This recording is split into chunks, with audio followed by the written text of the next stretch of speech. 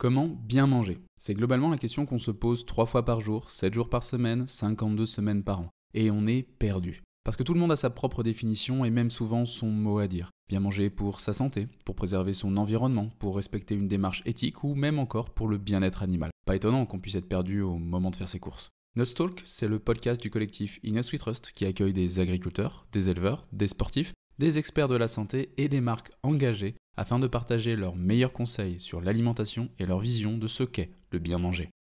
Moi, c'est Mehdi. Chaque semaine, j'accueille mes invités pour vous proposer des discussions brutes et incisives autour des manières de produire, transformer, soigner ou consommer, nous permettant de vivre pleinement chaque instant. Et ce, le plus longtemps possible. Bonne écoute!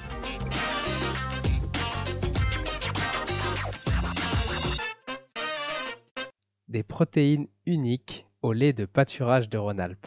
Aymeric Mendes et Guillaume Lavastre sont deux pharmaciens passionnés par la nutrition et la performance sportive.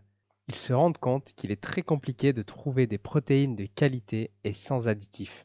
Les Australiens sont de grands consommateurs de compléments alimentaires. Leur immersion dans cet environnement leur a permis de mieux comprendre les besoins nutritionnels en termes de récupération et de performance sportive. Inspirés par cette culture, ils ont créé Protéalp et proposent des produits protéinés sans additifs ni édulcorants, issus d'un lait unique de pâturage de Rhône-Alpes. Produire à grande échelle sans additifs a présenté des défis techniques majeurs, notamment sur la maîtrise des coûts. Des efforts significatifs ont été faits pour réduire l'empreinte environnementale, notamment grâce à une méthanisation des déchets et une production locale. Aymeric et Guillaume me partagent dans ce dernier épisode de Nutstalk pourquoi leur processus de fabrication permet d'obtenir des protéines de grande qualité et quels sont les bienfaits pour la digestion et la performance sportive. N'oublie pas de t'abonner. Bonne écoute! Alors bonjour, moi je suis Aymeric Mendes, je suis le cofondateur avec Guillaume qui va se présenter tout à l'heure de Protéalp. Je suis pharmacien spécialisé en industrie pharmaceutique de formation. Et bonjour, du coup pour ma part, profil relativement similaire, Guillaume Lavas. Je suis également pharmacien industriel, donc cofondateur de Protéalp. Est-ce que vous pouvez expliquer un peu la genèse de Protéalp, les inspirations derrière? Pourquoi vous avez créé cette marque? Oui, bah, avec plaisir. Alors, justement, la genèse de Protéalp, elle est intimement liée à nos études de pharmacie, et notamment à une année de césure qu'on a pu faire, qu'on a eu la chance de faire tous les deux dans le cadre de nos études, en Australie, et où on a côtoyé beaucoup de sportifs australiens qui sont spécialement consommateurs de compléments alimentaires et autres suppléments diététiques, plus ou moins sains, hein, mais disons que le monde anglo-saxon est quand même très consommateur de compléments alimentaires, et c'est ce qui nous a fait nous y intéresser.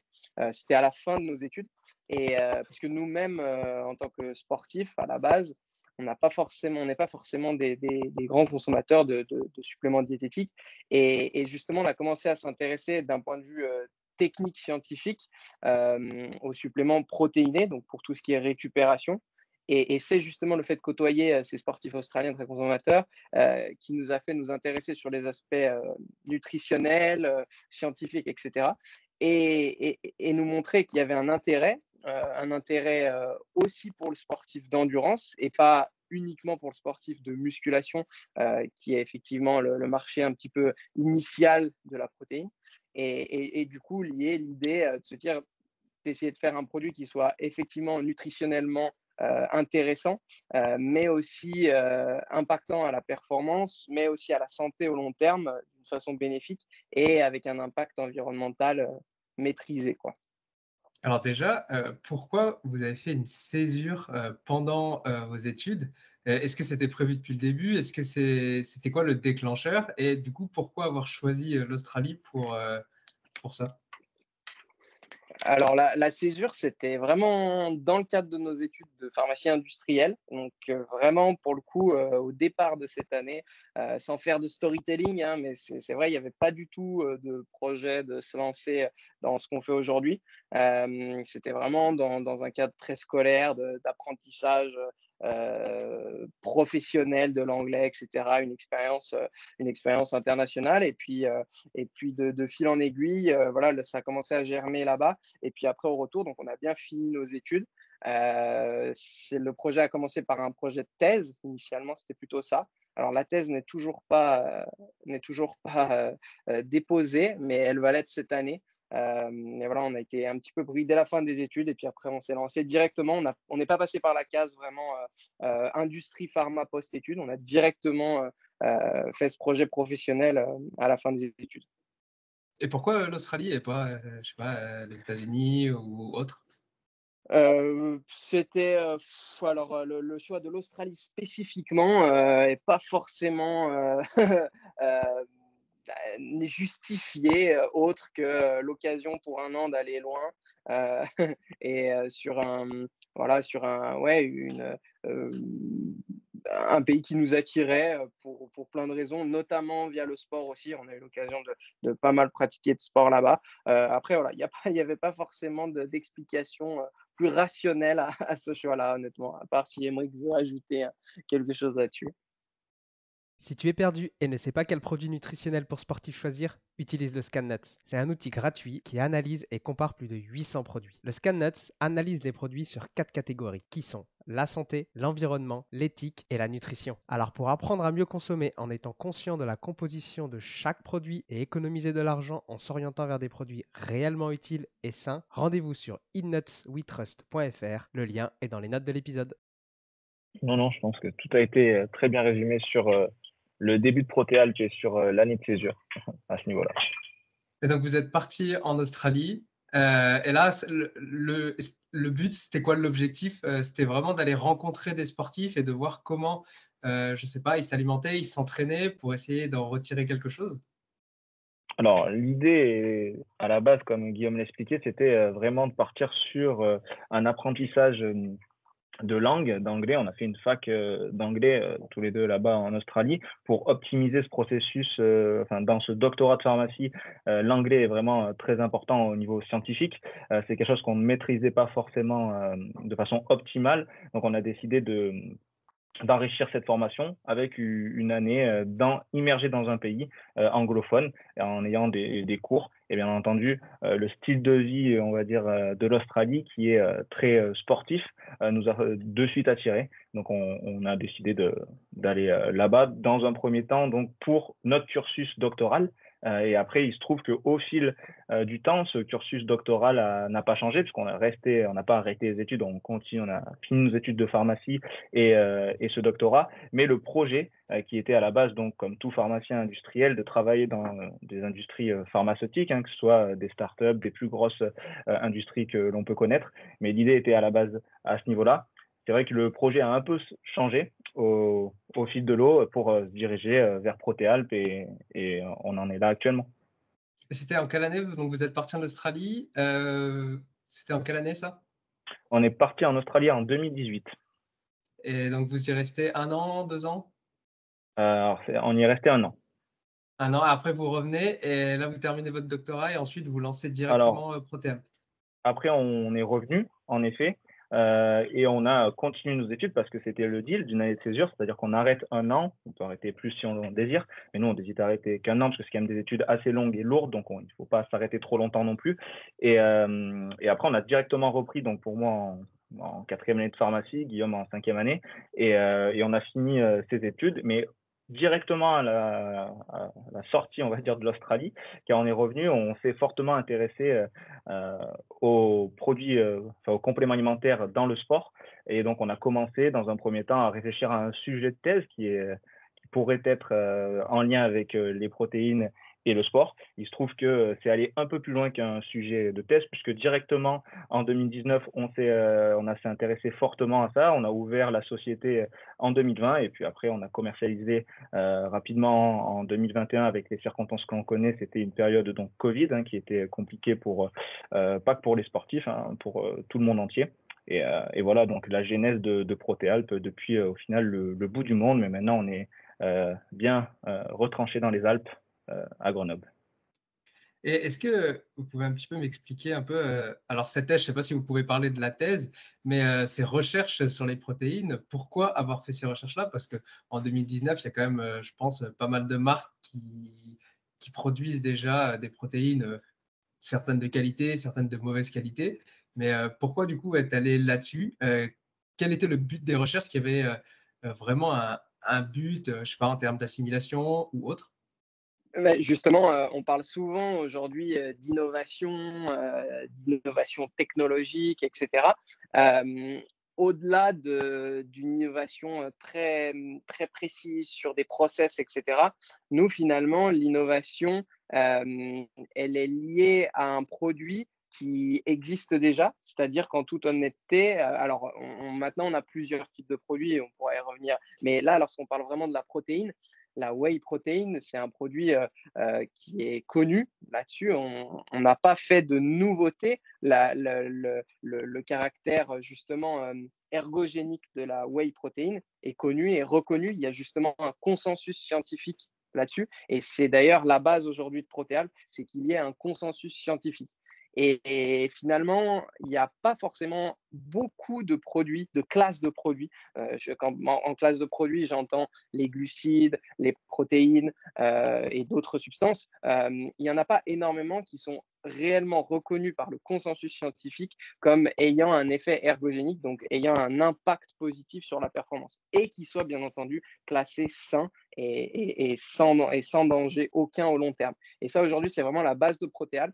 Quels que soient les nouveaux produits qu'on sort, il faut qu'ils aient cette base-là. Et les protéines étaient, ça aurait très bien pu, et c'est vrai, du coup, être un autre produit, mais il s'avère que on a quand même détecté un problème. Alors là, c'est plus sur l'aspect business, mais c'est vrai, un problème du marché qui est, OK, des produits protéinés, ça existe, mais par contre, ce qui n'existe pas, c'est une source réellement saine, une formulation réellement saine et adaptée aux besoins très précis du sportif. Et finalement, c'est ce besoin qu'on a ressenti et qu'on a réussi comment, à réaliser, quoi. Enfin, le produit qu'on a réalisé pour subvenir à ce besoin-là, donc qui est un produit 100% sans additifs, sans édulcorants.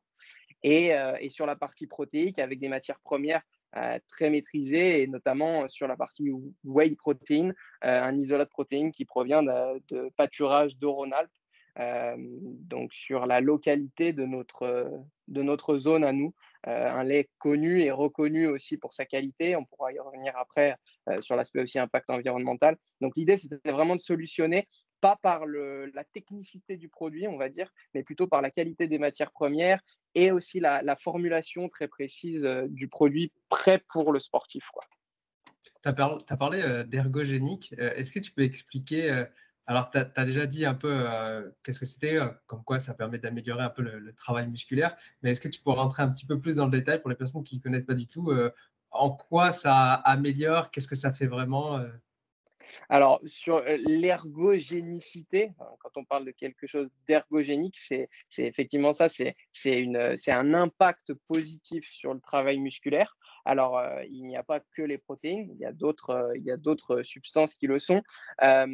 Le caractère ergogénique, c'est concrètement, une substance donc externe qu'on apporte au corps et qui va permettre une augmentation des performances. Alors, toujours garder à l'esprit que cette augmentation des performances, il faut qu'elle reste saine et cohérente aussi. C'est-à-dire que typiquement, d'un point de vue philosophique, la testostérone, c'est un produit ergogénique. Pour autant, c'est un produit qui est classé dopant, bien entendu, et qui a des impacts santé qui sont très importants et très dommageables. Et c'est pour ça que ce n'est pas un produit finalement qu'on classe dans un produit ergogénique, puisque lorsqu'on parle de produits ergogéniques, en tout cas pour nous, c'est bien entendu des produits qui sont reconnus sains et d'utilité pour le sportif au long terme, etc. Voilà. Alors, tu as parlé du coup de whey, tu as parlé aussi de sans additifs, sans édulcorants. Donc là, on est en 2020, vous avez ouvert Protéalp. C'est quoi les principaux défis pour arriver à formuler ce complément alimentaire, du coup, comme tu as dit, sain, sans additifs et sans édulcorants, mais qui soit quand même bon et assimilable parfaitement ou correctement pour les sportifs? Alors, en effet, c'est une bonne question. Dans un premier temps, il faut expliquer le rôle des additifs, parce qu'on parle beaucoup des additifs, mais faut-il encore savoir ce qu'est un additif? Un additif, c'est une substance qui va être ajoutée de façon intentionnelle à l'aliment ou au produit pour exercer des fonctions qui vont être spécifiques. On reviendra sur ces fonctions après pour bien comprendre. La réglementation européenne, elle impose que tous les additifs alimentaires soient indiqués sur les ingrédients avec le fameux E qui est précédé du rôle technologique du produit. Donc tout simplement, comme par exemple E249 qui est un conservateur comme le nitrite de potassium par exemple. Donc certains additifs peuvent avoir plusieurs rôles, mais en tout cas dans le produit, cela doit être indiqué. Et à quoi peuvent servir ces additifs? Alors déjà, il y a un aspect pour le consommateur, tout simplement, comme par exemple un édulcorant. Donc en édulcorant, on peut citer l'aspartame, le sucralose, le glycoside de stéviol, il y en a plusieurs, qui eux vont permettre d'avoir un goût sucré pour le consommateur, c'est-à-dire d'améliorer le caractère organoleptique. Il y a d'autres additifs qui vont être pour le produit, c'est-à-dire pour stabiliser le produit, pour le produit se conserve bien, comme par exemple le nitrite de potassium. Et d'autres types d'additifs vont être pour, on va dire, la production, la chaîne de production, l'usine, comme un anti-agglomérant, un lubrifiant de process qui va permettre que les poudres glissent bien au niveau industriel sur les machines. Et tous ces additifs, on va dire ces trois types d'additifs vont se retrouver souvent dans le produit que le consommateur va ingérer. Donc attention, l'idée n'est pas du tout de décrire tous les additifs, on y reviendra par la suite. Il y a des additifs qui n'ont pas montré forcément d'impact vraiment négatif sur la santé et sur les performances. D'autres additifs sont un peu plus ciblés, on va dire, par les études médicales et scientifiques. Donc l'idée n'est pas de dire on consomme des additifs, on va mourir. Il ne faut pas faire des raccourcis trop rapides, mais il faut quand même regarder, on en reparlera après, la balance bénéfice-risque. Et du coup, maintenant qu'on a bien compris à quoi peuvent servir ces additifs, on comprend aussi mieux les problèmes techniques qu'il peut avoir quand on ne les met pas. Parce que faire un produit sans additifs, sans édulcorant, le dire rapidement, ça prend 4 ou 5 mots. Par contre, le faire au niveau industriel, c'est beaucoup plus compliqué. À petite échelle, chez vous, par exemple, une barre protéique, on peut la faire sans additifs. Ça peut être assez facile de le faire. Par contre, d'un point de vue industriel, les choses se compliquent énormément. Donc, c'est ce changement d'échelle aussi qui fait que les additifs se retrouvent souvent dans un produit. Voilà. Est-ce que tu peux expliquer qu'est-ce qui complique un peu le fait d'industrialiser un produit? Ouais, bien sûr. Donc, au début, tout simplement, la R&D se fait à petite échelle. Donc, on va dire dans un bol, dans une assiette pour voir Alors, si R&D, marche. juste pour les personnes Ouais, qui nous écoutent, c'est pardon. La recherche et développement, donc c'est les étapes primaires de recherche du produit et de développement. Et après, on passe une fois que ces tests ont été validés, on passe à une échelle plus grosse, une scalabilité, pour arriver on va dire, à quelque chose de reproductible de façon en grande échelle, donc en usine de production. Et il y a des problèmes qui peuvent arriver, comme par exemple un colmatage de machine, un mélange qui est non optimal entre certains ingrédients, qui peuvent faire par exemple des grumeaux, ou une incompatibilité entre les différents ingrédients. Et là, ça va être le rôle à la base des additifs d'améliorer ça, d'améliorer le mélange, faire que le mélange arrive directement homogène, le fait que soit beaucoup plus fluide, qu'il n'y ait pas de colmatage dans la machine, ou que le produit n'attire pas forcément l'eau. Voilà, il y a différents types d'additifs. Il y a presque 300 additifs qui sont listés sur le marché européen, donc il y en a quand même beaucoup avec des fonctions différentes. Et donc c'est là où le rôle du pharmacien, pour nous, rentre vraiment en compte sur ce côté recherche et développement, à trouver une solution naturelle pour remplacer ces additifs qui peuvent être problématiques dans certains cas. Donc, en termes de défis, il y a ce côté déjà de connaissance. Il faut avoir la connaissance scientifique pour savoir quel type de produits naturels peuvent remplacer quel type de produits et d'additifs. Après, il y a un autre point à prendre en compte, c'est forcément le tarif. Il faut savoir que les matières premières qui vont remplacer ces additifs se mettent bien souvent à l'échelle du gramme, alors qu'un additif va être mis en très petite quantité, à l'échelle du milligramme, comme par exemple un édulcorant, comme l'aspartame ou le sucralose, va être ajouté au produit à l'échelle du milligramme, alors que si on veut sucrer un produit avec du sucre de canne, il va falloir le rajouter beaucoup plus que quelques milligrammes. On va aller sur quelques grammes, voire dizaines de grammes en fonction du produit. Donc ça, c'est aussi à prendre en compte sur la faisabilité du produit en recherche et développement à l'usine et après sur le prix final. Après, il est vrai que le fait de produire en interne pour nous et de maîtriser ce côté recherche et développement et production, ça nous permet d'être beaucoup plus libre sur la formulation de nos produits que si on aurait pu passer en sous-traitance où la maîtrise de la production et de la qualité du produit ainsi que la traçabilité sont un peu plus lointaines et difficiles à maîtriser sur un produit qui pourrait être sans additif. Donc bien sûr, il y a des contraintes à faire du sans additif, il y a toutes les contraintes que j'ai citées avant, mais aussi des contraintes qu'on n'arrive pas encore, nous en tout cas, à solutionner. Il il y a des goûts, par exemple des goûts fruités, des goûts très oxydants comme le citron, qui sont difficiles à réaliser sans la présence d'additifs. Donc c'est pour ça que pour l'instant, dans nos produits, on n'a pas encore typiquement de goût citronné parce qu'on a beaucoup cherché, on n'a pas réussi encore à faire quelque chose d'adéquat à ce niveau-là en prenant en compte la date de durabilité du produit, les effets possibles sur le corps long terme. Donc c'est des choses qui peuvent arriver où on ne trouve pas forcément la solution avec ces goûts fruités par exemple. Est-ce que vous utilisez des arômes? Alors oui, on utilise dans certains cas des poudres directement naturelles, comme dans notre produit Whey Protein Cacao, où là c'est de la poudre de cacao, donc on ne parle pas d'arôme. Donc c'est de la poudre non alcalinisée cacao qui va amener un goût cacao et non un goût chocolat. Et de temps en temps, on utilise des arômes. Et donc par exemple sur la whey protéine vanille, à la vanille, on va utiliser un arôme naturel de vanille. Donc là, il faut être aussi attentif sur la nomenclature des arômes. Tous les arômes ne se valent pas. Il faut savoir qu'il peut y avoir aussi des additifs dans le support des arômes qui ne sont pas forcément cités. Savoir qu'il y a une différence entre un arôme de vanille, un arôme vanille, un arôme de vanille, un arôme naturel de vanille.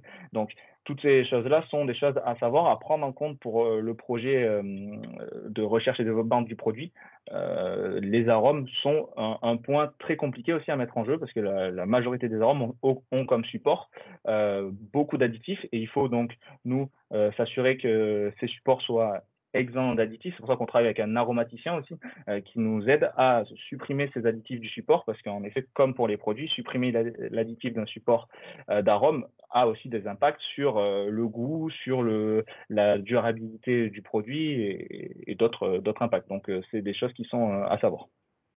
Ouais, je vois. D'ailleurs, chers auditeurs, si vous voulez en savoir un petit peu plus sur la vanille, parce que tu as parlé de la vanille, on a un super épisode, c'est le numéro 27 du podcast avec Alissa Hervouet, donc, qui est une spécialiste de la vanille, où on décortique vraiment tout sur la vanille. Qu'est-ce que c'est que la vanille épuisée, comment les entreprises elles font un peu pour modifier ce genre de choses, la vanilline, tout ça.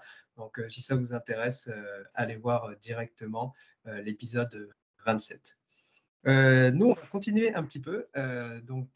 Comment, vu que vous faites un peu la production en interne, comment vous garantissez la qualité et la traçabilité de vos produits?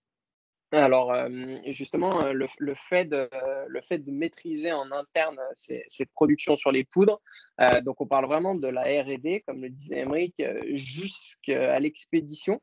Donc très concrètement, mettre le produit dans un carton, mettre un petit mot pour le client, fermer le carton et l'emmener à la poste, en passant par bien sûr la production, le sourcing, et cetera. Donc il y a un pharmacien responsable, donc l'un de nous deux, sur chaque batch de production. Donc ça, c'est vraiment important. Il n'y a pas un lot de production qui est produit, qui est libéré, mais qui est même produit sans la validation d'un pharmacien. Donc ça, c'est au niveau vraiment de la qualité, de la traça, etc., parce que ça sous-entend beaucoup de process particuliers, etc., mis en place. Vous faites comment pour valider un produit? Alors concrètement, c'est des process qui sont internes, inspirés de l'industrie pharma. Alors bien entendu, il y a des choses qui sont différentes, hein, mais sur les process, on est inspiré de ça et on a d'ailleurs alors ça, c'est pas lié à l'industrie pharma, c'est un agrément sanitaire. C'est-à-dire qu'avant d'avoir eu le droit de produire et de vendre nos produits, il y a puisqu'on produit en France à partir de produits d'origine animaux, on a dû, alors ça dépend des régions, mais en tout cas nous en Savoie, puisqu'on produit à Albertville, on a dû faire tout un dossier d'agrément sanitaire, donc par les services vétérinaires, la DDPP. C'est un organisme gouvernemental qui globalement vient nous auditer régulièrement, etc. Donc c'est un dossier qu'on a dû déposer, on a dû montrer globalement que d'une façon sanitaire, on avait le droit de produire et on avait les capacités pour pouvoir le faire. Et ça sous-entend aussi d'avoir tout un process de garantie, de suivi de qualité des matières premières sur le côté sanitaire, sur le côté cross-contamination, etc. Donc, on est aussi appuyé par la responsable qualité du site de notre partenaire, qui est l'Union des producteurs de Beaufort et l'usine Savoie Lactée, on pourra y revenir juste après, qui est finalement l'usine qui filtre le lactosérum à Albertville. Et on a un partenariat d'exclusivité, on est vraiment lié avec eux, même si ce n'est pas la même société, hein, mais on est lié avec eux et du coup, on a un appui avec du coup, une personne vraiment, une responsable qualité du site qui finalement est aussi sur nous, notre partie. Donc, c'est vraiment une aide très importante. Donc, on a, comme je disais, on est contrôlé et audité par les services gouvernementaux. Mais aussi par des organismes que nous payons, c'est-à-dire qu'on sollicite nous-mêmes, notamment l'organisme EcoCert, qui est l'organisme de contrôle, un des organismes de contrôle, car il y en a plusieurs, sur les produits biologiques, puisqu'on utilise des produits biologiques, quand bien même nos produits ne seraient pas certifiés bio d'un point de vue marketing, on utilise des produits biologiques et donc on a finalement le même contrôle ou presque, donc de traçage, etc. Nous, sur chaque produit, on déclare en toute transparence le site de production. Donc, vous l'avez compris, derrière Proteal, ce qu'on cherche vraiment à faire ressentir aux clients, c'est la transparence. Et justement, la transparence, pour nous, passe par la connaissance précise de où le produit a été fabriqué. Donc, aujourd'hui, tous les produits Proteal sont fabriqués par nous-mêmes à Albertville, dans notre site de production. Mais en toute transparence et sans spoiler, on a des nouveaux produits dont on ne maîtrise pas encore la fabrication. Typiquement, on parlait des barres, donc les barres protéinées. Nous, on ne sait pas, d'un point de vue industriel, maîtriser ça. Ça implique des process très différents. Alors, il n'est pas exclu que d'ici quelques années, on puisse le prendre en interne. En tout cas, dans un premier temps, ça sera fait par un partenaire. Alors, on reste sur la région, bien entendu. Ce sera un partenaire de Rhône-Alpes. Qui fabrique bien entendu suivant notre cahier des charges et avec nos matières premières, c'est-à-dire que la barre protéinée Proteal sera bien sûr faite à partir de l'isolat Proteal si particulier, sinon ça n'aurait pas de sens. Donc voilà, et typiquement sur cette barre, on communiquera en toute transparence le site de production. Pour autant, ce sera un nombre très limité de nos produits, puisque finalement, en termes de volume, notre plus grosse partie, bien entendu, c'est tout ce qui est whey protein, enfin la partie récupération. Et ça, bien entendu, ça, on le garde en interne. Donc, il y aura un cahier des charges très particulier avec ce producteur, parce que finalement, c'est qu'un seul partenaire qui pourra fabriquer certains produits, et encore une fois, sur la région. Tu as parlé de matières premières. Du coup, est-ce que tu en as déjà parlé un petit peu au début, mais j'aimerais que tu rentres un petit peu plus dans le détail c'est quoi votre matière première de base et du coup, d'où elle vient? Parce que comme tu viens de le dire, vous l'indiquez précisément. Oui, alors tu parles, je pense probablement de la whey. Oui, voilà, on va rester surtout sur votre produit principal, on va dire. Donc effectivement, c'est la base de Protealp, hein. C'est justement une des spécificités qui a fait ce qu'on est aujourd'hui et qu'on a beaucoup travaillé. C'est justement le fait d'utiliser un isolat de protéines, donc tous nos produits protéinés, parce qu'il y a beaucoup de termes marketing, de termes qui sont utilisés par les marques. Nous, on utilise un isolat sur tous nos produits. C'est-à-dire que sur un produit qui va être un gainer, donc qui va être avec beaucoup de glucides, par exemple, donc qui, en tant que tel produit fini, ne peut absolument pas être qualifié d'isolat. Pour autant, ce sera quand même un isolat. Je te coupe, excuse-moi. Juste pour les non-initiés, tu peux expliquer ce que c'est un isolat? Oui, alors en sachant que tout ce qui est dit là un isolat, les termes isolat n'ont pas forcément de caractère légaux et réglementaires ultra rigide et défini. Ce que j'entends par là, c'est que finalement, c'est un petit peu des utilisations, des termes empiriques, mais il n'y a pas de texte, par exemple, réglementaire européen qui dit voilà ce qu'il y a. Il y a des notions, des choses comme ça. Mais globalement, quand on parle d'isolat, c'est donc de la protéine qui a été filtrée d'une façon relativement poussée et qui contient, alors certains estiment globalement, lorsqu'on dit plus de 85%, entre 85 et 90, parfois plus, de protéines. Mais c'est aussi surtout une protéine qui a été dénuée du lactose. Donc, on a réussi à retirer tout ou partie, mais en tout cas la majeure partie du lactose. C'est surtout ça, un isolat, c'est une grosse concentration de protéines avec donc très peu, voire quasi zéro lactose et de graisse. C'est finalement une filtration très poussée. Alors après, sans rentrer dans le détail, à froid pour ne pas dénaturer, etc. Mais globalement, quand on parle d'isolat, c'est une filtration très poussée d'une protéine. Alors après, il peut y avoir Est-ce des qu'il y a un isolats de plein de choses. pourcentage, par exemple, on parle d'isola à partir de 90% Alors, ou non, il n'y a pas de… justement, c'est plusieurs, globalement, plus de 85%, entre 85 et à partir de 85-90%, parce qu'après, il y a aussi les pourcentages sur extrait sec, les pourcentages sur matrice classique. Enfin, c'est pour ça que je ne veux pas forcément rentrer dans les détails. Globalement, à partir de 85-90% de protéines sur la poudre, on parle d'isolat. Et nous, donc cette poudre-là, cet isolat, c'est celui qu'on utilise et c'est donc notre matière première de base. Et cet isolat, il est issu donc d'un lait de pâturage de Rhône-Alpes qui est fourni par l'Union des producteurs de Beaufort. Donc ça, c'est justement très spécifique de Protéalpes. On a un partenariat d'exclusivité avec ces derniers. Sous-entendu, nous ne sourçons pas chez d'autres fournisseurs de whey et inversement, pour une utilisation de sport, ils ne fournissent pas à d'autres marques. Donc, sous-entendu, il n'y a pas théoriquement d'autres marques qui peuvent utiliser ce type d'isolat-là. Et donc, il est issu d'un lait particulier. On pourra y revenir après. Je pense qu'il y aura toute la question de l'impact environnemental. On pourra y aller plus en détail. Mais globalement, vous l'avez compris, c'est un lait donc de pâturage avec des rendements limités, etc. On pourra y revenir juste après. Mais du coup, cet isolat, il est filtré à Albertville par l'usine Savoie-Lactée, qui est la propriété de l'Union des producteurs de Beaufort. Donc, je précise cela parce que, justement, nous ne sommes pas liés et ils ne sont pas non plus liés à des grands groupes laitiers. Et c'est une des particularités de l'Union des producteurs de Beaufort, c'est d'avoir réussi à investir parce que c'est la filtration du lactosérum et l'atomisation, etc. pour obtenir. C'est un processus ultra coûteux, très précis, très complexe. Et ils ont investi en 2015 pour pouvoir justement être indépendants sur cette partie-là. Là où beaucoup d'autres groupes laitiers finalement sont dépendants de groupes plus gros, groupes européens, etc.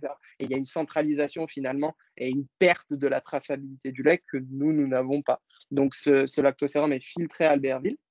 Et nous, finalement, les produits Protéalpes sont fabriqués dans cette même usine.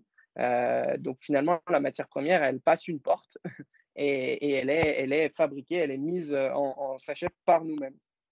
Alors, je me demande, vous êtes deux pharmaciens, comment est-ce que… Alors, peut-être que vous ne pourrez pas répondre, je ne sais pas, peut-être, je ne vais pas dire c'est un secret, mais comment vous avez réussi un peu à trouver ce partenaire et à lancer ça, en fait, alors que peut-être vous n'étiez pas du tout dans ce milieu-là, on va dire, de l'industrie.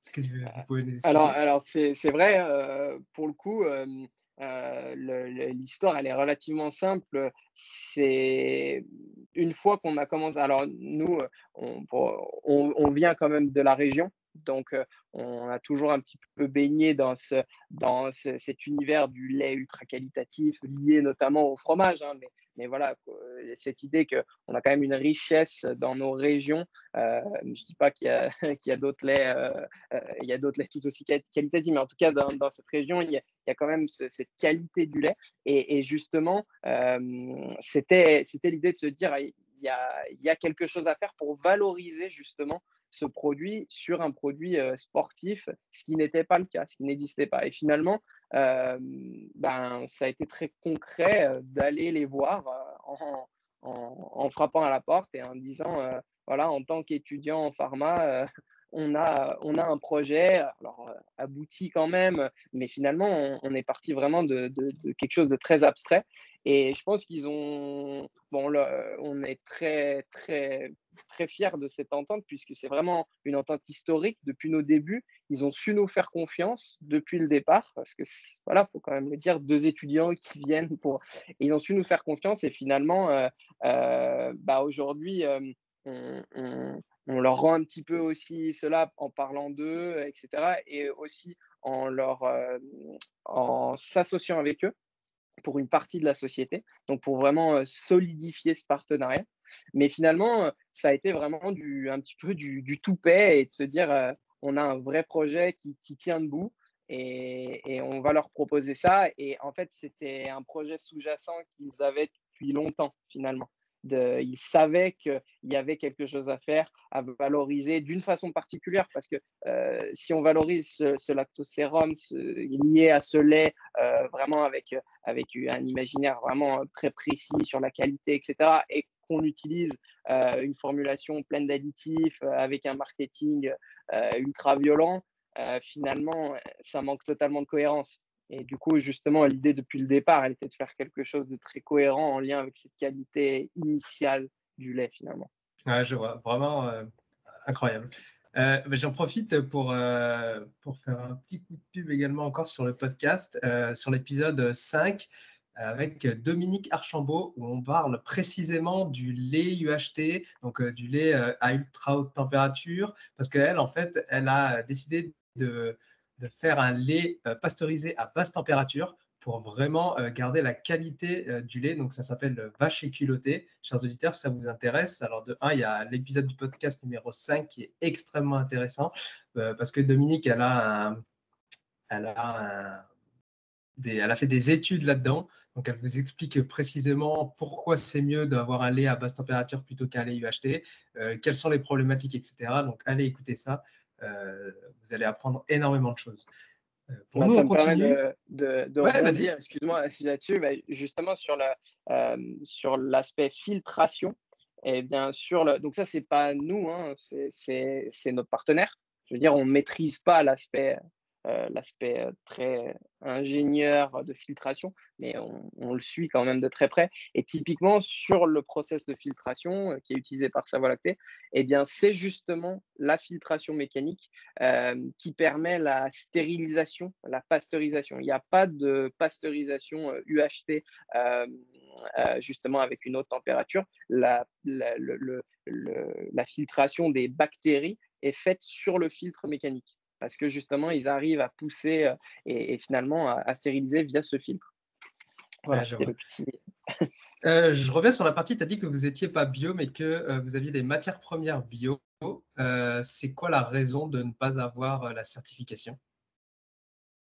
La raison, elle est relativement simple, c'est que malheureusement, entre guillemets, le lait dont on parle, le lait initial dont est issue la protéine, est un lait qui est AOP, donc qui répond à un cahier des charges, à une appellation d'origine protégée, contrôlée.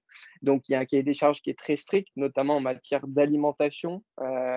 Typiquement, toute l'alimentation des vaches est essentiellement de la zone locale.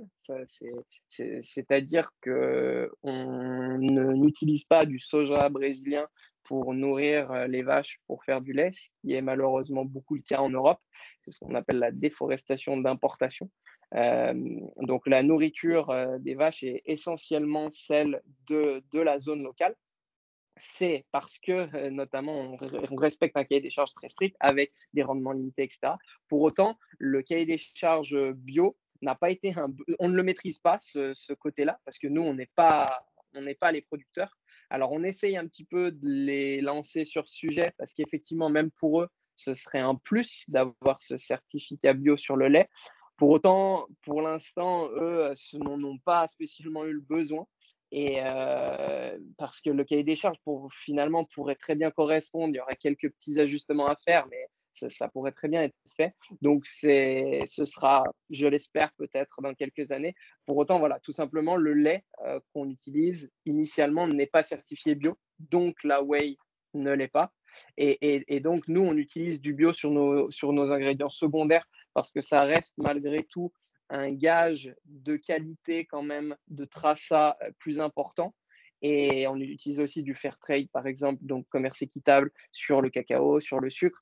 Pareil, globalement, le but, c'est d'utiliser la meilleure matière première qui soit. Et donc, le bio, malgré ce qu'on peut entendre, etc., reste un caractère, vraiment un saut de qualité qui est plus important. Donc voilà, globalement, tout ou presque nos matières secondaires sont bio, mais le produit ne l'est pas. Ça aussi, c'est un choix de notre côté pour utiliser des matières premières les plus qualitatives qui soient.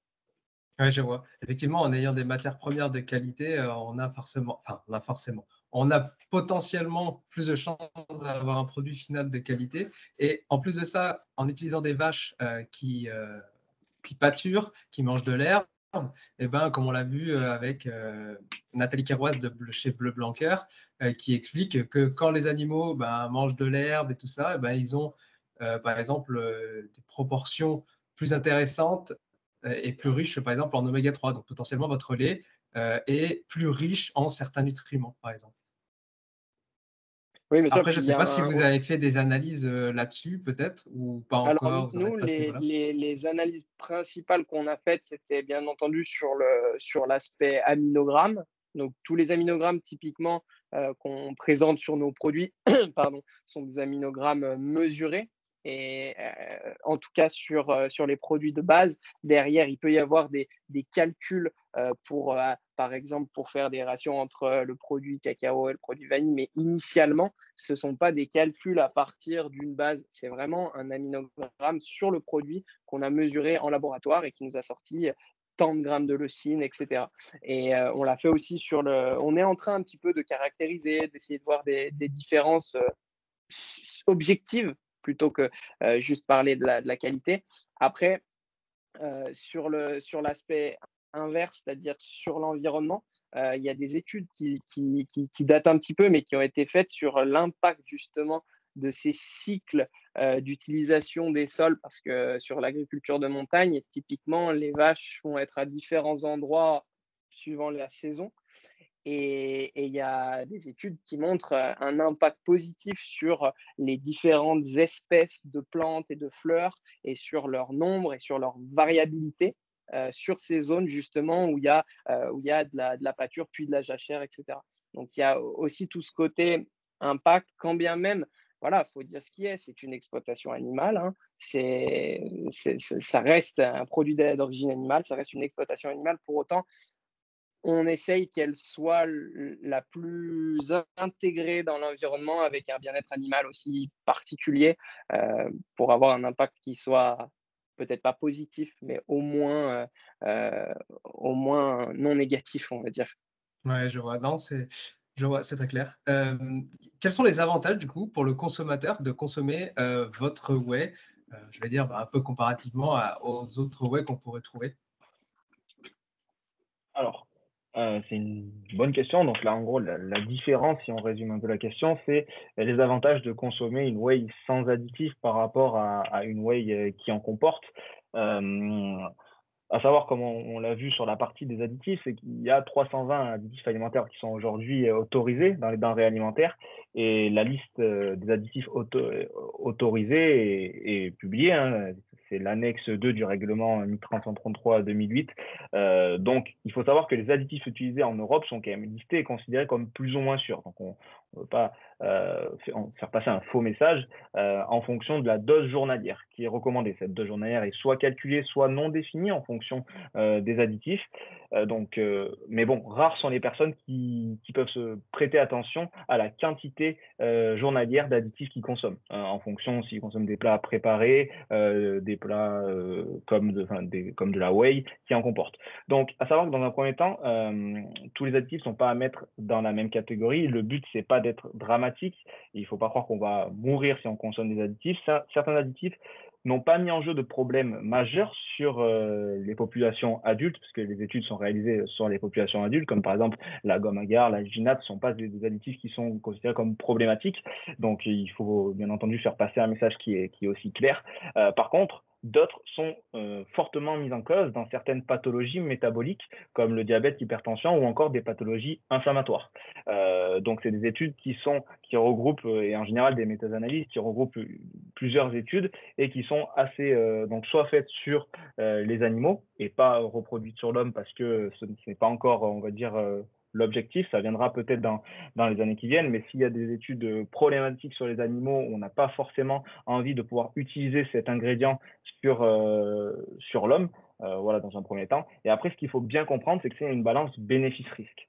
Nous, on vient du médicament, on est pharmacien de base, donc le pharmacien, c'est le garant de la bonne utilisation des produits de santé et des médicaments. Il faut bien comprendre qu'il y a une balance bénéfice-risque. Dans les médicaments, il y a une présence d'additifs. Vous prenez un Doliprane ou n'importe quel médicament, 90% de la substance, c'est des additifs. Sauf que dans ce cadre-là, on vient corriger un problème pathologique qui met en jeu d'une façon ou d'une autre, en général, un pronostic vital à court ou moyen terme.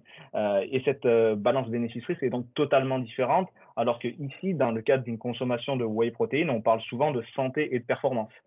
Donc, il ne faut pas oublier ça dans son choix.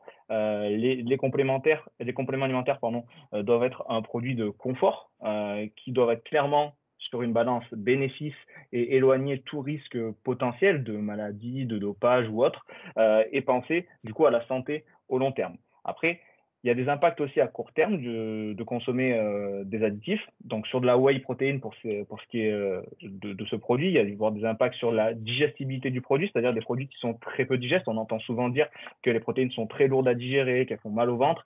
Ça, c'est souvent dû soit à la quantité aussi de lactose dans le produit, mais très souvent aux gommes, aux épaississants, colorants ou autres nanoparticules qui sont présents, qui peuvent être pro-inflammatoires et irritants pour l'estomac et l'intestin, et donc engendrer une digestibilité qui peut être un peu plus compliquée. Après, il y a des effets aussi secondaires qu'on peut retrouver sur les additifs, comme certains boutons ou des choses comme ça. Après, les additifs qui sont très connus comme les édulcorants, eux, peuvent être, par exemple, responsables d'une modification de la perception du sucre à court et moyen terme et peuvent donc engendrer, ça c'est des études très claires qui le montrent, une potentielle prise de poids.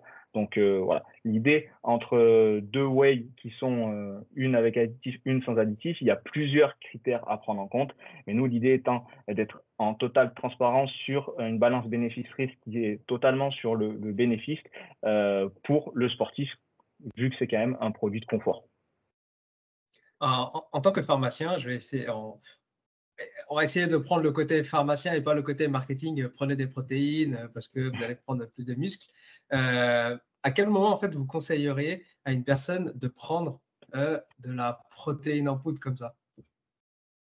Alors, ça dépend des objectifs, du style de vie, si le patient ou pour le coup, le sportif est déjà sportif, si c'est dans une dynamique ergogénie, c'est-à-dire d'augmentation de la performance, l'objectif d'être plus performant ou de mieux récupérer dans son sport, ça c'est une pratique. Ou après, il y a aussi la pratique, est-ce qu'il y a une consommation adéquate de protéines dans le régime alimentaire? Nous, on est fortement en faveur de l'assiette en premier, c'est-à-dire prendre la pyramide dans le bon sens, c'est-à-dire que c'est l'alimentation qui va être à la base de la nutrition, que ce soit de la nutrition sportive ou de la nutrition basique, qui ensuite peut être complétée, comme son nom l'indique, par des compléments alimentaires. Donc, en fonction on parle toujours d'une personne sur un régime qui est équilibré, on ne se place absolument pas sur du substitut repas ou autre. L'idée étant vraiment de voir les objectifs de chacun. Donc, en général, pour la protéine, si on parle du marché sportif, l'objectif va être tout simplement de l'augmentation de la récupération sportive liée à l'entraînement, d'optimiser les effets de l'entraînement et souvent prendre de la masse musculaire pour être justement plus performant dans son sport. Après, c'est très différent si on fait un sport d'endurance ou un sport de résistance. Il y a des choses à prendre en compte dans les deux cas, mais l'idée étant d'optimiser la récupération sportive et physique dans le cas de la pratique sportive. Après, en effet, les protéines peuvent être utilisées dans des régimes amincissants, peuvent être utilisées pour compléter l'alimentation. Nous, on ne souhaite pas rentrer dans ce marché-là de régime amincissant parce qu'il faut une prise en charge qui est médicale pour faire du bon travail. Et donc, il n'y a pas de produit magique, que ce soit des protéines sans additifs ou additifs. Il faut vraiment voir en fonction de l'objectif.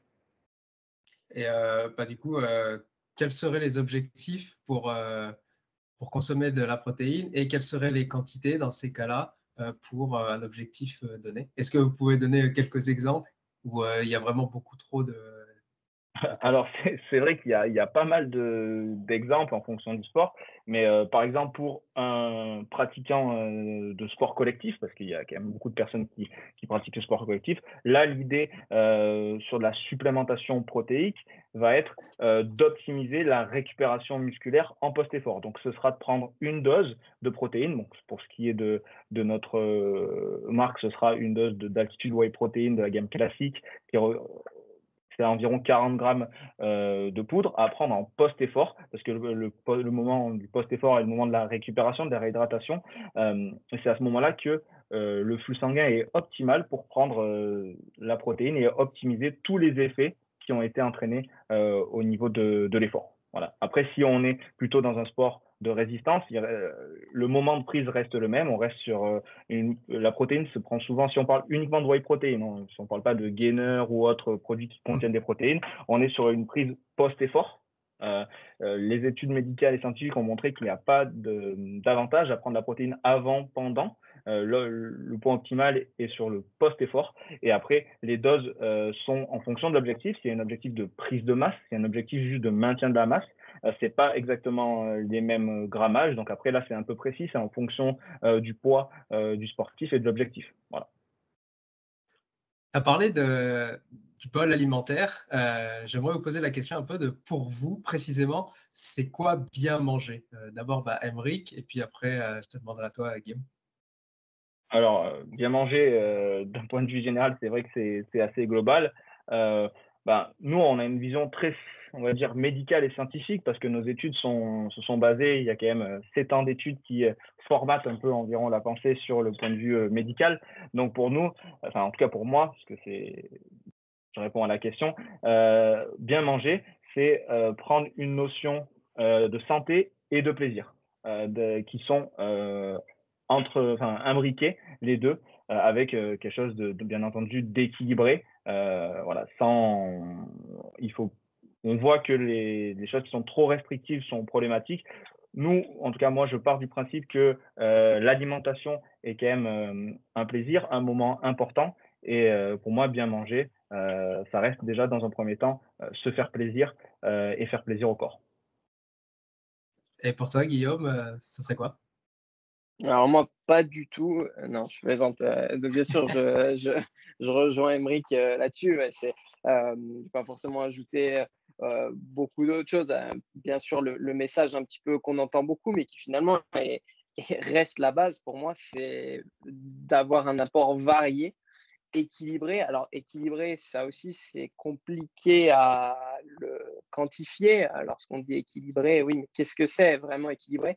Alors, le message aussi, parce que c'est peut-être aussi le moment, il y a des personnes pour lesquelles nous, ça aussi, on ne se substitue pas à un nutritionniste, même si beaucoup de clients nous contactent directement pour avoir justement ce type de conseils, des programmes alimentaires, des choses comme ça. Alors nous, avec grand plaisir, on accompagne, et c'est justement aussi une des parties de ProTable, c'est de discuter beaucoup avec nos clients sur justement des conseils précis sur nos produits, sur les grammages, etc.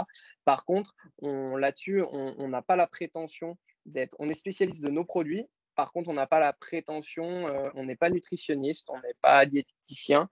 Il y a des gens, pour le coup, qui font ça très bien et qui sont même spécialisés dans le sport. On en connaît d'ailleurs beaucoup et on en côtoie beaucoup, notamment sur les équipes pro avec qui on travaille. Donc, on a l'habitude de discuter et donc on a les notions, mais pour autant, nous, on n'a pas la volonté non plus de se substituer à ces personnes-là. Donc, après, effectivement, pour moi, bien manger, c'est comme disait Aymeric, c'est se faire plaisir. Avec un apport équilibré, légumes, fruits, fibres. Les fibres sont souvent aussi un petit peu sous-dosées dans notre alimentation et pour autant, elles sont très importantes pour plein de raisons.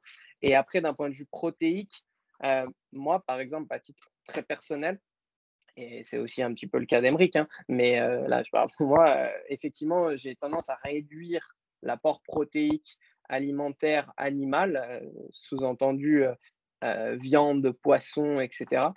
Pour justement, j'ai la chance d'avoir un produit pas trop loin de moi qui me permet d'avoir un apport ultra qualitatif en acides aminés essentiels et en acides aminés branchés, donc qui est bien entendu notre whey.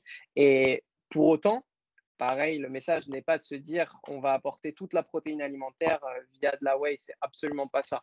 Mais elle peut effectivement, dans certains cas, servir de support de façon à pouvoir moins prendre la protéine de type viande, viande rouge, poisson qui, au-delà de tous les problèmes environnementaux, n'est pas forcément, peut avoir aussi des problèmes pour la santé au long terme et pour justement substituer cet apport-là. Pour autant, encore une fois, le message, l'apport principal de protéines doit rester l'alimentation classique. L'apport principal de tout d'ailleurs, que ce soit les lipides ou les glucides, doit rester l'alimentation principale. Et effectivement, dans un cadre sportif, avec des produits de qualité, l'apport nutritionnel peut être complété. Et du coup, j'en profite pour faire une petite entre parenthèses, on parle là de compléments alimentaires, mais pour autant, tout ce qui est justement les whey, etc., ne sont pas, d'un point de vue réglementaire, considérés comme des compléments alimentaires. On les appelle comme ça dans le langage de tous les jours, mais on devrait plutôt parler de suppléments diététiques parce que le terme complément alimentaire est vraiment réservé à, alors j'ai plus exactement la définition, mais globalement, c'est des très petits volumes, des gélules, des poudres en très petits volumes. Les oméga 3, par exemple, en gélules, sont des compléments alimentaires. Pour autant, la protéine qu'on va prendre dans un shaker fait que c'est un volume comparable à de l'alimentaire et donc c'est par extension considéré comme de l'alimentaire classique. Voilà, c'est le petit point réglementaire. Oui, tu as tout à fait raison. Là, on parle, pour être clair, on parle de produits diététiques pour sportifs. Et d'ailleurs, on l'explique extrêmement bien dans l'épisode 30 de l'épisode du podcast avec Frédéric Matan, qui est spécialiste médecin du sport. Il explique vraiment précisément la différence entre les compléments alimentaires, les suppléments alimentaires et les produits diététiques pour sportifs, qui sont vraiment des catégories différentes. Et on a tendance un peu à tout mélanger. Et je suis content que tu parles un peu là de la balance de l'assiette alimentaire, etc. Parce que j'avais un peu une question. La whey, ça reste un produit quand même ultra transformé. Et donc, il y en a qui ne jurent maintenant que par ça, plutôt que d'aller manger des vrais aliments. Et j'aimerais avoir votre avis en tant que pharmacien là-dessus. Vous l'avez déjà donné, mais est-ce que la whey reste quand même un produit bien assimilable par le corps avec les recherches qu'on a eues, tout ça, ou comme dit, il faut quand même mieux manger des vrais aliments, donc des protéines animales, des protéines végétales, et ensuite s'orienter sur de la whey, parce que ça reste quand même un produit ultra transformé. Alors, juste pour reprendre l'aspect transformé, en général, on parle d'un produit transformé quand justement il a subi des transformations via des substances qui ont modifié. Oui, pardon, autant pour moi, oui, c'est pas vraiment ultra transformé que je voulais dire, c'est plus un produit craqué. Enfin, oui. Où on est parti, excuse-moi, oui. C'est moi qui ai totalement fait. C'est pas du tout un produit ultra transformé. Donc, effectivement, c'est un produit craqué.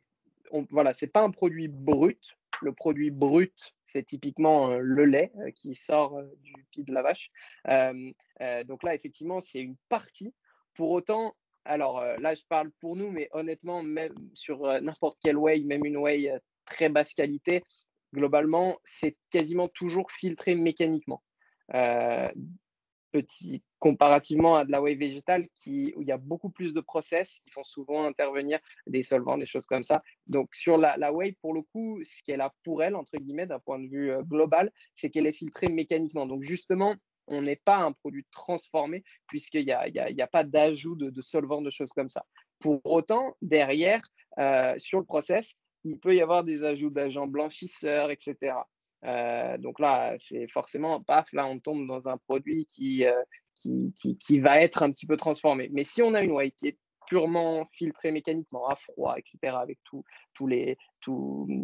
l'ingénierie qui va autour, que derrière, on a un produit qui est sans additifs, sans édulcorants, typiquement Protéalp, effectivement, du coup, on a un produit donc protéiné, sans additifs, très riche en acides aminés essentiels et notamment en BCAA et notamment la leucine qui est l'acide aminé le plus impliqué dans le métabolisme musculaire. plus encore en ratio acides aminés essentiels pour 100 grammes d'acides aminés que de la protéine de saumon ou d'œuf ou de poulet qui va être vraiment considérée comme des protéines de référence. Donc la whey est vraiment celle qui, pour 100 grammes de protéines ou pour 100 grammes d'acides aminés, va apporter le plus en ratio d'acides aminés essentiels et de BCA. Et donc, on peut dire qu'on a une protéine ultra qualitative. Pour autant, pour répondre directement à ta question, effectivement, c'est pas pour autant qu'il faut se dire que du coup, super, on peut remplacer toute la protéine de l'alimentation et ne jurer que par ça. Donc, pour plusieurs raisons. La première, c'est que historiquement et d'un point de vue génétique, on a besoin de mastiquer pour s'alimenter, pour plein de raisons, pour démarrer les processus métaboliques, pour la sécrétion de salive, etc. Et sur un shaker de whey, quand bien même il est ultra qualitatif, etc., on n'a pas cette mastication. Donc, ça ne peut pas, par essence, représenter la base d'un repas. Donc, effectivement, tu l'as très bien dit à la fin, nous, quand bien même on est vendeur de notre produit, le message il est vraiment d'avoir un apport alimentaire de base de l'assiette qu'on vient compléter dans un cadre de sport et avec des dosages précis globalement. Et là, on va peut-être pas partir là-dedans, c'est un peu complexe, mais il y a des dosages globalement de protéines en fonction de l'âge, en fonction de la pratique, etc., qui sont des dosages par kilo. Donc, il est assez facile de savoir par rapport à son alimentation. Alors, ça demande un peu de technicité parce qu'il faut savoir sur un repas à peu près combien de protéines, mais il suffit de le faire une ou deux fois et il y a pas mal d'outils, etc. Et globalement, à partir de son alimentation classique, on sait à peu près à combien on est. Et à partir de là, on peut plus ou moins se dire, OK, je suis très proche de mon apport cible, j'en suis très loin. Et à ce moment-là, effectivement, je peux compléter avec des choses. Enfin, voilà, la base reste vraiment l'alimentation. Et ça, c'est pas juste un message, c'est le vrai message santé, quoi. Et dans un cadre de sport, et du coup, on vient vraiment être aidé. Et c'est des produits qui, justement, sont faits, même à très long terme, parfois même toute une vie. Hein. Il y a des sportifs qui vont toute une vie consommer de la whey protein. Et justement, c'est parce que ces produits sont maintenant de l'assimilé alimentaire qu'ils se doivent d'être sains. Et c'était aussi notre but. Super, merci pour tes explications. J'aimerais qu'on passe maintenant un petit peu sur le côté empreinte environnementale. Quelles actions spécifiques vous avez mis en place chez Protéalp pour réduire cet impact-là? Oui, alors donc sur le côté impact environnemental, bon, on en a déjà un petit peu parlé.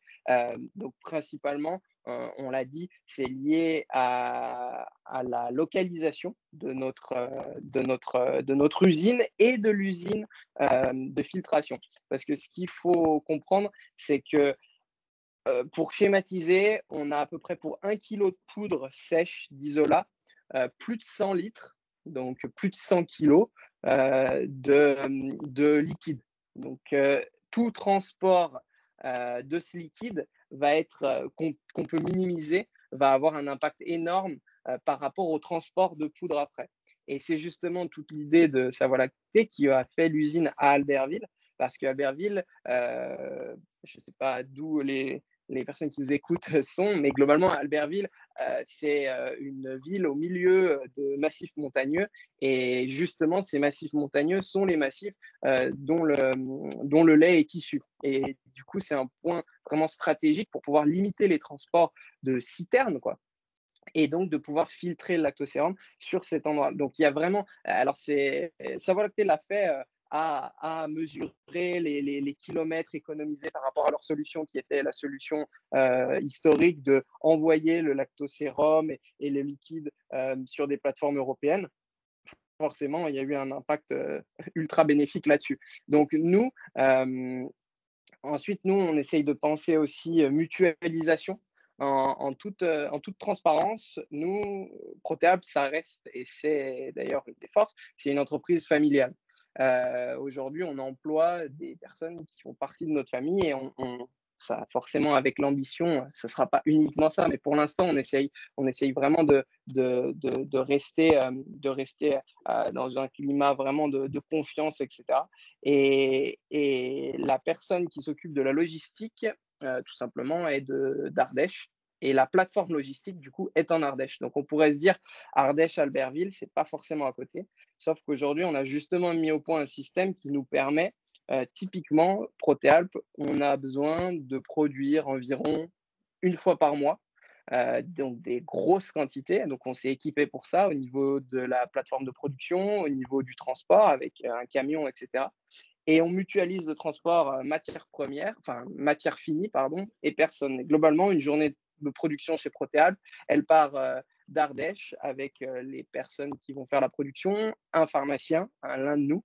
On produit sur une journée, donc avec un camion, et on redescend à la fois les personnes qui ont travaillé et, et les produits en Ardèche. Donc voilà, on essaye de penser mutualisation pour limiter. Et encore une fois, on parle de produits secs. Et typiquement, pour, mettons, 2 tonnes de produits transportés, si on parlait en liquide, ce serait 200 tonnes, quoi. Donc, il y a vraiment eu un gros travail sur les transports. Après, si on remonte un cran au-dessus au niveau de la filtration, l'usine de filtration, c'est des process qui sont très, très gourmands en énergie, qui consomment énormément d'électricité. Et justement, Savoie Lactée a mis au point un système de méthanisation des boues biologiques, c'est-à-dire le lactose, les graisses, ce qui est retiré du liquide. Et cette méthanisation produit un biogaz qui va alimenter une turbine et qui va faire tourner l'usine. Donc, on produit plus d'énergie avec la méthanisation qu'on en consomme. Et également, on recycle finalement un déchet pour ne rejeter que de l'eau en bout de chaîne. Donc, il y a eu un gros travail là-dessus. Encore une fois, nous ne sommes pas l'usine Savoie Lactée, mais ce sont nos partenaires directs. Donc, c'est peut-être très important aussi. Après, sur l'impact environnemental du lait, on en a quand même beaucoup parlé. Donc, avec cette histoire de pâturage, de Rhône-Alpes, avec des rendements limités, une alimentation. Là, l'impact environnemental, il va être surtout sur l'alimentation, comme je le disais, donc non lié à tout ce qui est importation de soja brésilien ou autre, de nourriture extérieure à la zone géographique. Et puis, on a justement un projet de quantification de l'impact carbone, parce que c'est très complexe. Donc, on aimerait bien justement pouvoir parler un peu plus objectivement de concrètement l'impact carbone et comparativement, etc. Donc, c'est quelque chose qu'on n'a pas forcément là aujourd'hui, mais qui est en projet. Et puis derrière, sur l'aspect matières premières, on en a aussi parlé avec des matières premières bio, fair trade. On a des projets aussi d'aller plus loin derrière dans les années futures en vraiment contrôlant nos filières. Typiquement, le cacao, on sait très bien qu'il ne vient pas d'Albertville. Pour autant, justement, on voudrait contrôler, quand bien même il est bio, fair trade, etc., vraiment aller plus loin et aller vraiment contrôler ces filières. Et c'est quelque chose qui nous intéresse. Et puis derrière, en bout de chaîne, sur la distribution, concrètement, nous, on travaille avec Colissimo pour la remise des colis au client final. Alors, Colissimo, de leur côté, mettent en place des systèmes dans leur process divers et variés pour réduire un petit peu autant que faire se peut. Et puis, nous, de notre côté, ce qu'on a fait, encore une fois, c'est des petites choses, mais c'est essayer de vraiment pousser le client à choisir du point relais. Parce que, mine de rien, il y a aussi une centralisation des transports. Sur des gros volumes de colis, ça compte. Est-ce que vous pouvez un petit peu nous parler de la gamme de produits que vous proposez chez Protéalp? Oui. Alors du coup, chez Protéalp, historiquement, nos produits ont été dans un premier temps la whey protéine classique. Donc les 2 gammes que l'on a, une whey protéine classique, donc qui associe protéines et un sucre complet non raffiné afin d'optimiser l'absorption protéique tout simplement, et une gamme de whey protéine sans sucre ajouté. Ça, c'était des produits historiques qu'on a mis en 2021 sur le marché, qui ont de suite eu une belle croissance et qui nous ont permis aussi de développer d'autres produits qui ont été sous demande souvent de clubs professionnels avec qui on travaille, qui eux sont vraiment un laboratoire, on va dire, à ciel ouvert, qui ont beaucoup de demandes parce que forcément, ils utilisent différents types de produits et de façon vraiment poussée.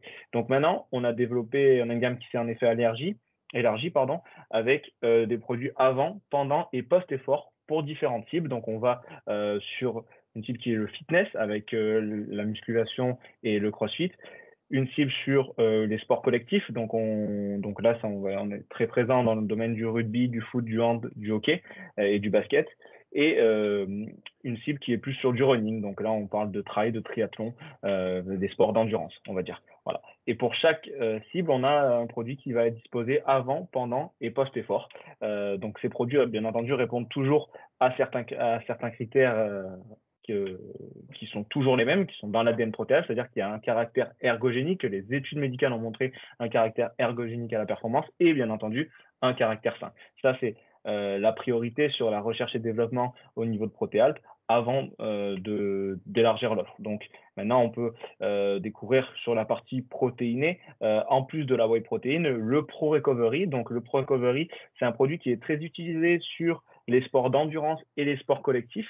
Donc c'est un produit qui combine environ 25 grammes de protéines et 50 grammes de glucides afin d'optimiser la récupération musculaire, donc là qui va être faite tout simplement par l'isolat de protéines de lactosérum, par les 25 grammes de protéines, et aussi les réserves énergétiques et musculaires qui là vont être faites par différentes sources de glucides afin d'optimiser très rapidement cette dépense énergétique, glycogénique même, qui a été fait au cours des efforts intenses. Donc là on est sur un produit de récupération après effort intense, donc après un match. Certains de nos clubs de Ligue 1, Ligue 2, Top 14 l'utilisent directement après le match.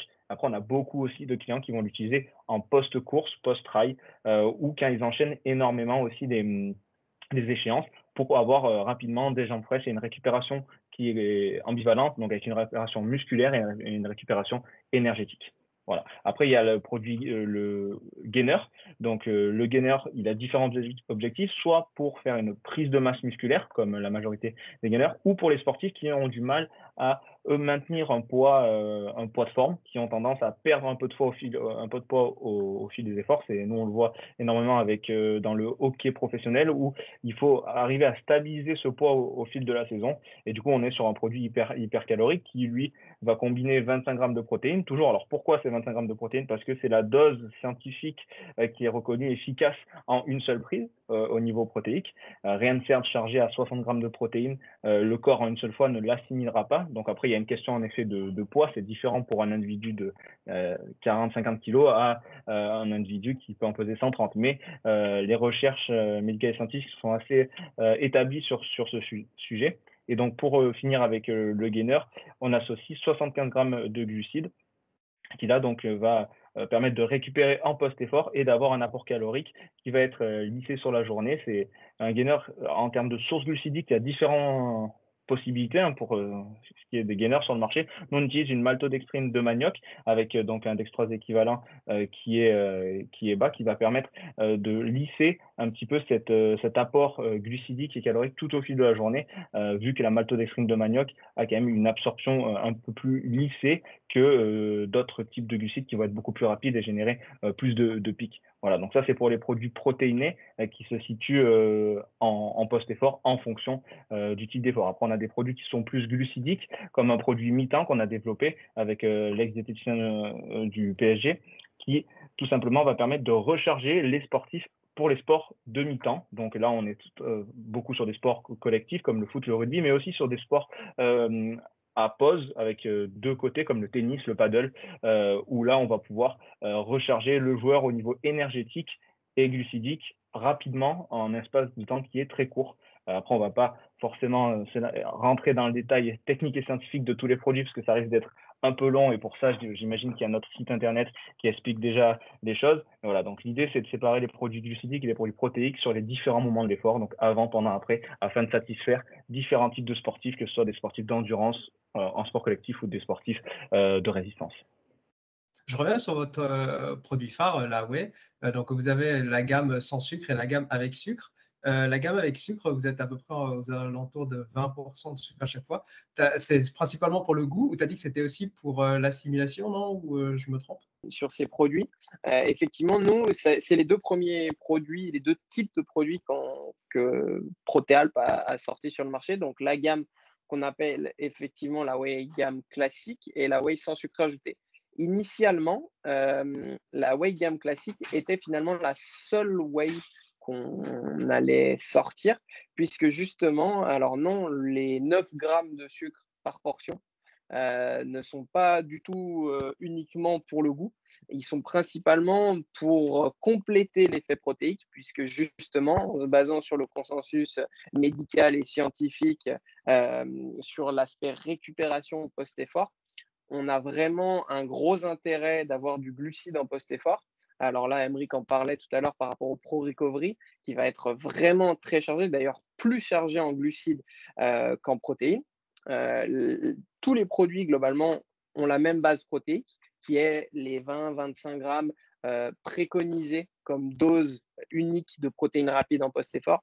Et autour de ça, on vient articuler plus ou moins de glucides. Et typiquement, la gamme classique, c'est l'équivalent de cette dose de protéines, avec un minimum de glucides pour optimiser tout le processus d'absorption protéique, pour optimiser la métabolisation des acides aminés dans le processus de réparation musculaire. Globalement, le message, c'est que le minimum de glucides est vraiment utile à l'absorption protéique.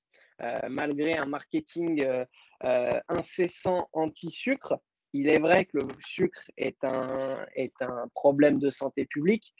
Pour autant, là, on utilise un sucre déjà dans un cadre de post-effort, déjà rien à voir. On a besoin de glucides pour une recharge glycogénique.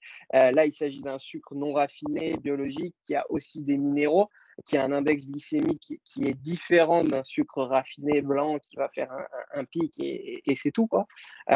Donc non, le sucre dans cette gamme est vraiment utile et typiquement, c'est la gamme qu'on conseille sur la plus grande globalité du sportif. Globalement, nous, en général, dans l'offre, typiquement sport pro, équipe pro, c'est le produit typiquement post-muscu, post-entraînement à moyenne, basse intensité. C'est l'utilisation quotidienne, donc protéines, minimum glucides.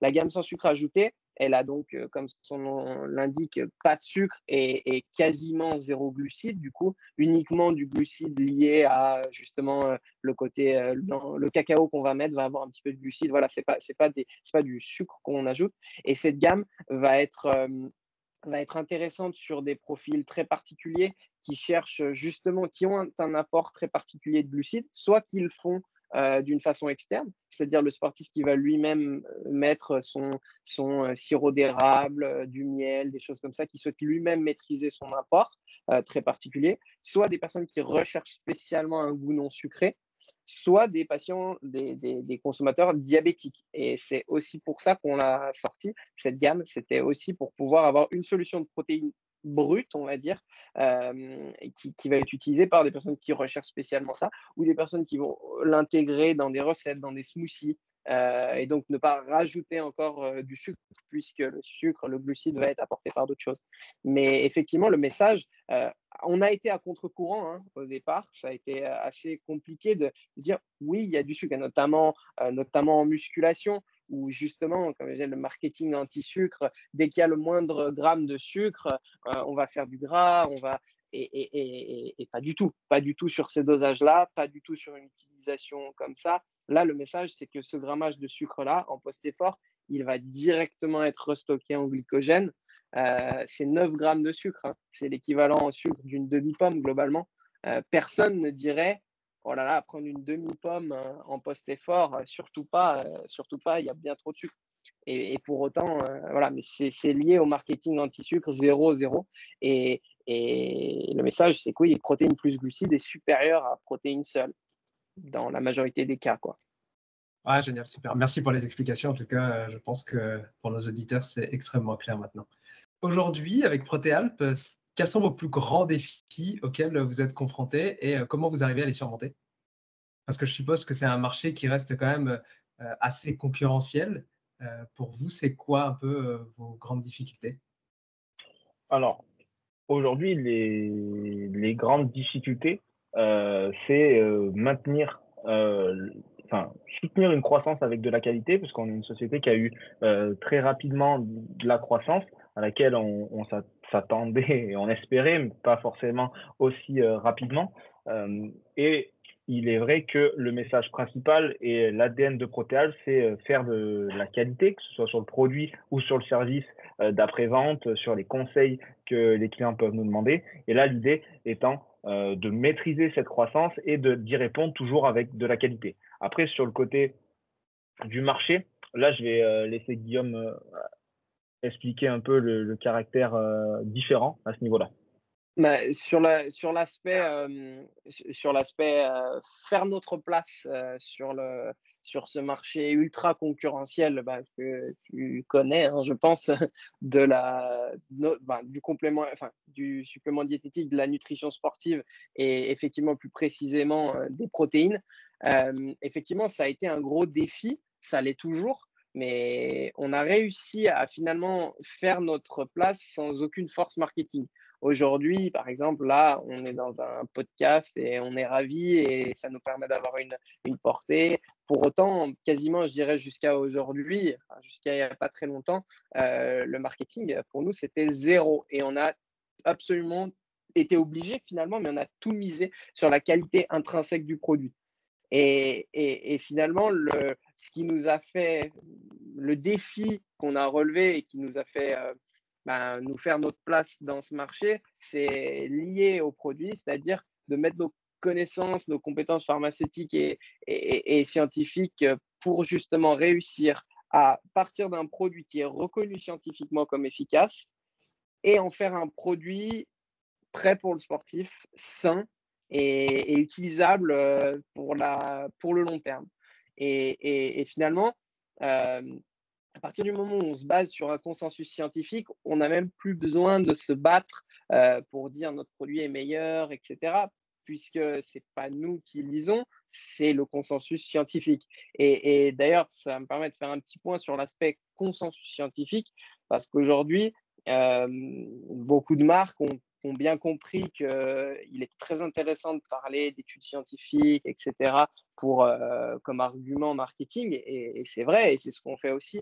Pour autant, il faut toujours faire attention entre une étude qui montre telle chose, il y a beaucoup, on le voit beaucoup sur des réels, etc.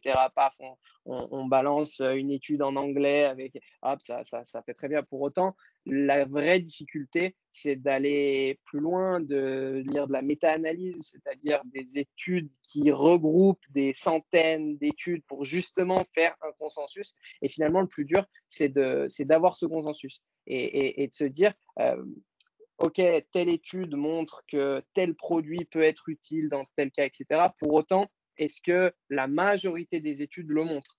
Et finalement, c'est ça le plus important, plutôt que se baser sur une seule étude. Et c'est aussi ça le plus difficile. Alors, il y a quelques structures et quelques supports qui permettent de faire ça. Bah, déjà, il y a le côté humain, c'est-à-dire des personnes clés, des spécialistes que nous ne sommes pas, hein, des spécialistes médecins nutritionnistes, etc., qui apportent des choses et sur lesquelles on peut véritablement se baser. Et puis, il y a aussi des structures comme l'Institut australien du sport, je ne sais pas si tu connais, qui fait ce travail-là mondial de relecture globalement des connaissances médicales et scientifiques pour en faire des conclusions globales par type de produit.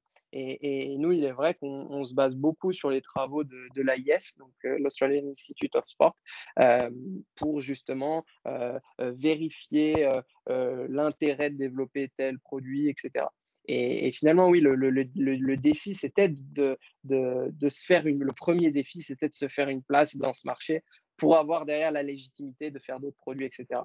On arrive tout doucement à la fin de l'épisode. Je vais vous poser un peu la dernière question. D'abord, Emric, c'est quoi pour toi ton petit plaisir coupable alimentaire, ta collation, ton snack favori? Ça peut aussi être un plat ou un simple aliment. Alors moi, actuellement, mon snack favori, en plus l'été arrive, c'est le goût menthe avec des glaçons, la whey menthe tout simplement, que je prends aux alentours de 4 heures, souvent avec un café. Dedans, un shaker froid café menthe. Alors c'est un peu spécial en termes de goût, faut aimer la menthe et le café, mais c'est vraiment optimal à ce niveau-là. Et toi, Guillaume? Alors, on est super cliché, hein, les gars qui ont dans leur plaisir coupable leurs propres produits. Mais du coup, moi aussi, c'est souvent, globalement, c'est souvent sur un matin, par exemple, pour compléter un petit déjeuner, d'ajouter un peu de café instantané à justement de la whey vanille, par exemple, avec un fond de lait. Ça fait finalement des petits cafés un peu protéinés qui sont très, très agréables, notamment le matin. Bon, c'est pas si Super. coupable que ça finalement, hein, comme plaisir. Eh bien, écoutez, moi, je vous remercie beaucoup en tout cas pour toutes vos explications. C'était extrêmement clair et j'espère que nos auditeurs auront appris pas mal de choses déjà sur l'importance de l'origine d'une matière première parce que c'est ça qui fait déjà un bon produit et c'est ça qui fait aussi que notre environnement, il est respecté et on en prend soin parce que forcément, comme nous, chez Innate We Trust, on le dit, quand on achète un produit, on achète le monde qui va avec. Donc, c'est extrêmement important de promouvoir ces valeurs-là. Donc, je vous remercie beaucoup en tout cas pour ces explications. Bah, merci beaucoup pour l'opportunité et pour les questions, c'était un plaisir. Merci. En tout cas, n'hésitez pas si les consommateurs ou vous-même avez des questions à nous contacter. On est toujours disponible pour échanger sur ces sujets-là. Bah, d'ailleurs, où est-ce qu'on peut vous retrouver si on veut en savoir un petit peu plus sur Protéalp? Alors, on peut nous retrouver sur notre site internet protealp.com, tout simplement, ou sur nos réseaux sociaux, Instagram, Protealp officiel. Si les consommateurs ont aussi des questions sur la whey ou sur nos produits, on est très réactif par mail à info@protealp.com. On sera ravis de répondre à vos questions. Super, je mettrai tous les liens en tout cas dans les notes de l'épisode si des personnes veulent en savoir plus. Super, merci. Eh ben, moi je vous souhaite une excellente journée et puis je vous dis à une prochaine. Merci beaucoup, Mehdi. À bientôt. Au revoir. Ciao.